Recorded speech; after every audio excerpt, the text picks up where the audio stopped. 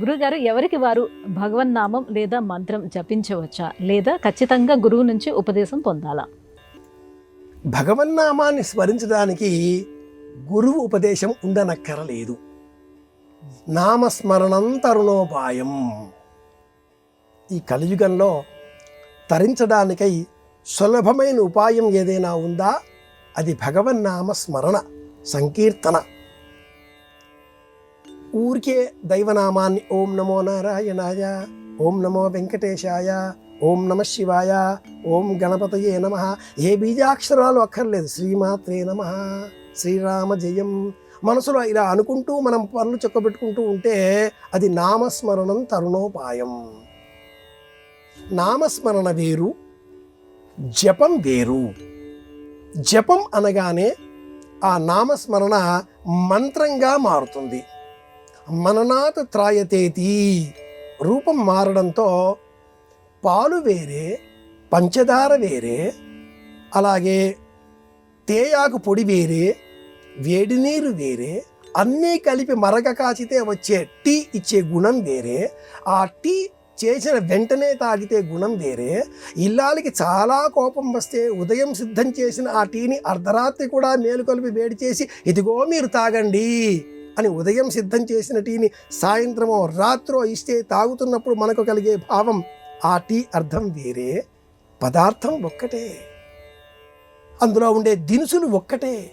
సమయాన్ని సందర్భాన్ని అనుసరించి ఆ పదార్థం యొక్క గుణం మారిపోయిందిగా.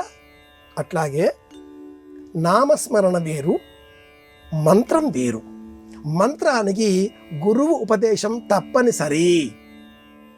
ఆ గురువు గారు కూడా ఆ మంత్రాన్ని ఉపదేశించే సమయంలో చాలామంది సులభం కాబట్టి ఈ రోజులో పుస్తకాలు దొరుకుతున్నాయి, ప్రింట్ కాగితాలు దొరుకుతున్నాయి, ఆడియో విజువల్స్ దొరుకుతున్నాయి, వీడియోలు దొరుకుతున్నాయి. అలా చెప్పేస్తూ ఉన్నారు. సెల్ ఫోన్లలో వింటున్నారు, మైక్రోఫోన్లలో చెప్పుకుంటున్నారు, అన్నీ జీపీటీలో వాటిల్లో వీటిల్లో వచ్చేస్తూ ఉన్నాయి. ఇది మంత్రం కాదు.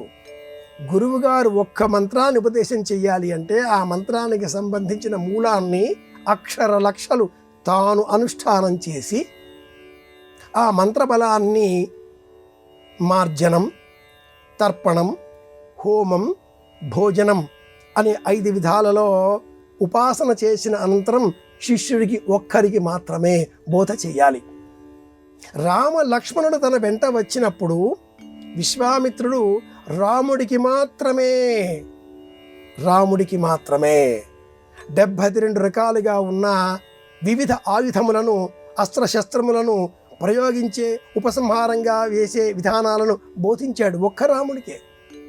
అనంతరం రాముడు లక్ష్మణుడికి బోధించాడు.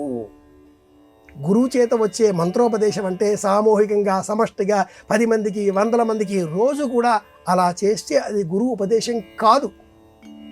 ఈనాటి కాలంలో భక్తి మార్గంలో అందరూ అన్నీ నేర్చుకుంటున్నారు. కానీ మంత్రానికి జపము, మార్జనము, తర్పణము, హోమము, భోజనము, సంతర్పణము అంటారు దీన్నే.